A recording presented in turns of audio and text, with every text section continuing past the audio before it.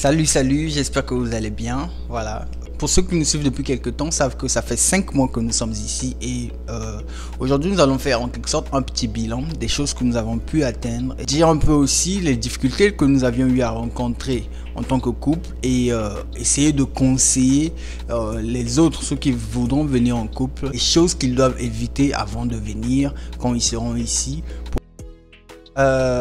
Voilà, ça fait 4 mois, 5 mois que nous sommes ici. Quelles sont les choses que nous avons pu atteindre et les choses que nous n'avions pas encore atteintes? Salut tout le monde. Alors, la première des choses qu'on a pu faire les premières 2 semaines qu'on était là, c'était apply pour la Social Security Number. Ceux qui ne connaissent pas les Social Security Number, c'est comme un casier judiciaire, je peux le dire comme ça. C'est là où on écrit tout ce que tu fais aux États-Unis. Supposons que tu as un travail, on note ça là-bas, on te cherche du travail, on note ça là-bas. C'est comme un record de toutes choses que tu fais ici. Donc c'est vraiment très important. Sans cela, tu ne peux rien faire. Tu peux pas avoir une maison, tu peux rien faire du tout sans les Social Security Number. Donc c'était la première des choses à faire dès qu'on est arrivé ici. Après qu'on ait fait les Social Security Number, on avait appelé pour la Green Card. La Green Card, ça nous a pris au moins 2 jours qu'on a appelé. C'est venu après 3 semaines comme ça. Donc dans les premiers mois qu'on était là, on avait déjà tous ces documents là, donc on n'avait plus de soucis, surtout avec les documents. Voilà un peu. D'après ce qu'elle a dit tout à l'heure, ça veut dire qu'une fois que tu as ces choses là, tu peux trouver du travail, tu peux aller chercher du travail. Et est-ce qu'on a trouvé du travail? Pour répondre à cette question, oui, on avait trouvé du travail grâce à la famille qui nous a reçus ici. Donc on a été dans une agence qui nous a aidé à apply. On a fait le blood test, on voit s'il y a l'alcool dans ton système. Ouais, la drogue, l'alcool, ce genre de choses, on essaye de voir s'il y en a dans ton système. Dans notre cas, on ne consomme pas cela, donc on a pu avoir le travail. D'accord, donc le travail coché. On a quand même eu le travail, même si ce n'est pas peut-être ce que nous rêvons, mais on a quand même eu quelque chose qui nous permet de subvenir à nos besoins. C'est comme je vous l'ai dit toujours, si tu as des objectifs à atteindre, il faut commencer par là où tu dois commencer et avancer petit à petit, parce que c'est tout un système et tu peux pas rentrer directement, aller faire ce que tu veux, mais il faut commencer quelque part. Le temps là aussi, ça te permet d'apprendre sur le pays, d'apprendre comment les choses fonctionnent et après tu peux maintenant changer, voler à tes propres ailes en quelque sorte. Donc on avait notre host, les gens qui nous ont reçus, voilà, ce sont eux qui nous ont aidés à trouver le travail. Ils nous ont aussi aidé à trouver une maison et avant de prendre la maison, on nous avait obligé de prouver que nous avons une source de revenus, parce que ici on ne donne pas les maisons sans qu'on puisse savoir que vous aviez un salaire. Donc d'où l'importance de trouver un travail rapidement avant de trouver la maison, parce que si vous ne trouvez pas le travail, il n'y aura pas la maison. Dans plusieurs states c'est comme ça. Je ne sais pas où vous serez, mais il faut se renseigner sur cela. Ça ne veut pas dire que nous n'étions pas venus avec de l'argent. Nous avions l'argent avec nous, qu'on pouvait payer la maison 2-3 mois, mais ils n'ont pas accepté parce que eux ils veulent s'assurer que tu travailles. Eux, c'est ça leur objectif. Ils veulent de quelqu'un qui travaille. Ils ne veulent pas de quelqu'un qui provient de je ne sais où, qui va aller prendre une maison et puis après il va être coincé. Le state dans lequel nous sommes, ou encore la ville dans laquelle nous sommes, le transport en commun existe, mais il faut vraiment marcher pour même prendre le transport, parce que selon moi, par rapport à ce que j'ai vécu en Chine, je peux dire qu'il n'y a pas de transport en commun ici. Sinon qu'il n'y a que des taxis privés comme les Uber et tout qui prennent beaucoup d'argent. Et donc ce qu'il fallait faire, c'était essayer d'apprendre comment conduire, chercher à avoir un permis de conduire. Et est-ce qu'on a pu atteindre cet objectif là? Pour cet objectif là, je peux dire que oui, on a atteint ça. C'est une procédure un peu longue et tout. Il fallait avant d'avoir le permis ici, il faut passer par un test qui est écrit. On te teste pour savoir quelles connaissances tu as sur la route. Donc dès que tu arrives ici, il faut commencer directement à lire les livres là où on explique tout ce qui est de règlement de la route et tout. Il y a la route ici. Tu peux savoir conduire chez toi, mais quand tu arrives ici, c'est un autre système. Donc, il faut t'adapter à cela. Et il y a 50 questions. Tu dois passer au moins 45. Il y a 45 pour passer les tests. Et puis, quand tu passes cela, c'est là qu'on te donne le permis. Oui, on te donne le learners. Yeah. C'est ce qui te permet d'apprendre pendant 6 mois.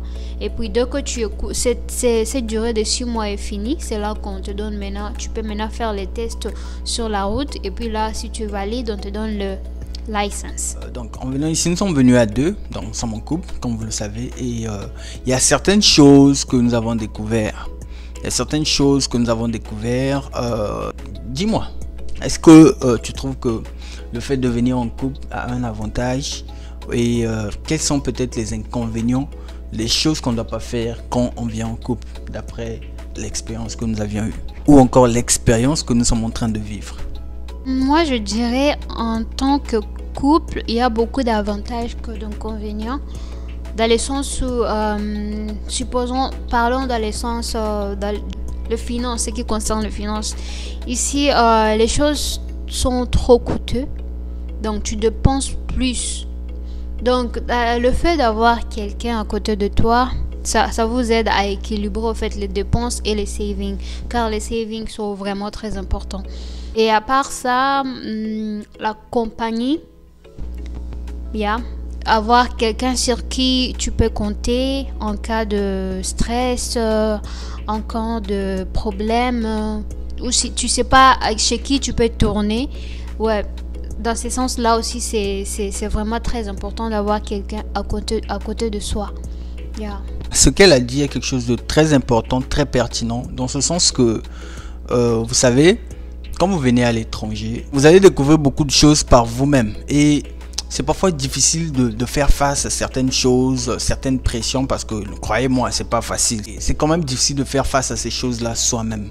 Et quand on est à 2, c'est vraiment une aide, c'est vraiment un coup de pouce. C'est vraiment une motivation. Le fait que vous travaillez vous deux est un avantage. Cela peut vous permettre de beaucoup économiser parce qu'il y a beaucoup de choses à payer ici. Les factures à payer. Et le fait que vous êtes à 2, vous pouvez toujours trouver une stratégie qui vous convient parce que chaque couple a sa stratégie de gestion de finances. Donc vous pouvez toujours trouver une stratégie qui vous convient pour que vous puissiez plus épargner. Bon, en dehors de cela, qu'est-ce que tu penses, quelles sont les erreurs que ceux qui viennent en couple doivent peut-être éviter quand ils viennent dans ce pays? Ok, pour cette question, la seule chose qui me vient en tête, c'est... Ok, c'est quelque chose que les gens diront, peut-être c'est la bénédiction, des autres diront, je sais pas moi, mais ça dépend d'une personne à une autre. C'est de ne pas tomber enceinte avant de venir ici. Oui, on sait tous que la grossesse, l'enfant, c'est la bénédiction. On peut pas refuser quand ça arrive, tu peux rien faire. Mais si c'est pas encore arrivé, vaut mieux se protéger ou se protéger de cela pour que ça n'arrive pas, vu que quand tu arrives ici avec la grossesse, ça sera compliqué. Dans le sens où tu pourras pas travailler et puis une nouvelle vie, tout ça là, tu vas vivre chez les gens avec la grossesse, tout ça là, et puis affronter, tout ça là, ça peut vous retarder dans votre développement de couple et tout. Donc, mon conseil serait que vous puissiez vous préserver et puis arriver ici au moins après une année ou des choses comme ça quand vous serez stable et puis pensez à ça. Donc, voilà un peu ce que je pouvais dire. Elle a tout dit.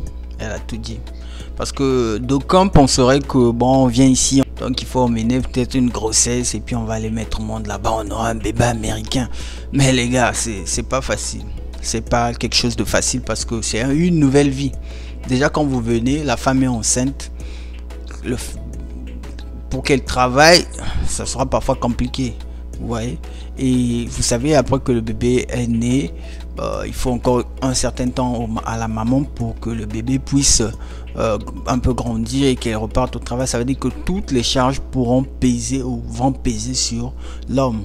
Et ça, c'est énorme, mon gars. Je te dis, le salaire d'une personne, par rapport au salaire d'une personne pour répondre aux besoins dans ce type de pays, c'est pas facile, selon nous. C'est peut-être c'est pas une erreur, c'est pas je sais pas quoi, mais si ça arrive, mais si on peut peut-être prévenir cela, on a tout le temps, mon gars. tu as tout le temps. Tu vas mettre au monde un bébé américain, mais s'il est dans les bonnes conditions, c'est encore meilleur, mon gars. Donc, je sais que vous me suivez, vous êtes intellectuel, vous comprendrez peut-être ce que je suis en train de dire. Mais si déjà les enfants sont là, venez avec eux. C'est aussi bien pour les enfants venir ici, avoir l'éducation d'ici et qu'ils avancent, ils apprennent l'anglais depuis le bas âge, qu'ils avancent avec. C'est une bonne chose, c'est une merveilleuse chose. Ce que je voulais ajouter, un tout dernier conseil que je pourrais donner aux couples ou aux gens qui viennent ensemble, c'est que mariez-vous pour l'amour, non pas pour l'intérêt de venir ici. Parce que quand vous venez ici, vous vous êtes marié par intérêt, vous allez finir par divorcer. Ici, les divorces, c'est comme un jeu. Donc, quand vous venez ici, il faut être soudé, il faut être uni dans votre couple et accepter le défaut des uns des autres et puis accepter de continuer ensemble et de vous bâtir ensemble.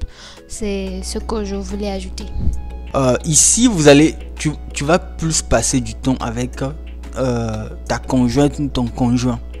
Il y aura personne d'autre au milieu de vous. Vous allez beaucoup vous découvrir et si vous avez fait tout ça pour les papiers, pour venir et tout, mon gars, ça sera chaud sur vous. Donc, mariez-vous pas seulement pour l'amour que vous avez porté l'un pour l'autre, mais mariez-vous aussi pour le meilleur et pour le pire, comme on le dit. Et aimez-vous, mari aime ta femme, femme soit soumise, vous savez tout ce qu'on dit dans la Bible. Donc, voilà, ne venez pas ici épouser la culture d'ici parce que les femmes d'ici ou les hommes d'ici ont leur façon de voir les choses.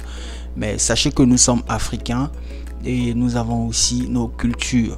Donc les cultures lesquelles aujourd'hui qui doivent être aussi un peu évoluées. Voilà, dans ce sens où ce n'est pas seulement à la femme de préparer, ce n'est pas seulement à l'homme de faire ceci, cela, mais ça appartient à tout le monde. La maison c'est à vous, la cuisine c'est à tout le monde. Et c'est parce que vous allez parfois faire le même type de travail, vous serez tous fatigués au même moment et il faudrait que vous puissiez jouer en équipe. Il faudrait pousser jouer en équipe, que toutes les choses se fassent en équipe. Commencez par les finances, la prière, tout ce qui va dans la vie du couple, que ce soit en équipe. Vous verrez que les choses seront simples et vous pourrez atteindre vos objectifs petit à petit. Voilà un peu ce que nous avions à dire dans cette vidéo. Si tu as pu regarder jusqu'à ce niveau, ça veut dire que cela t'a beaucoup intéressé. Alors n'hésite pas à nous encourager en nous laissant juste un j'aime, c'est gratuit, comme on dit en chinois, bien fait. Laisse en commentaire tes pensées, qu'est-ce que tu en penses sur cette vidéo et merci encore et on se revoit dans la prochaine vidéo.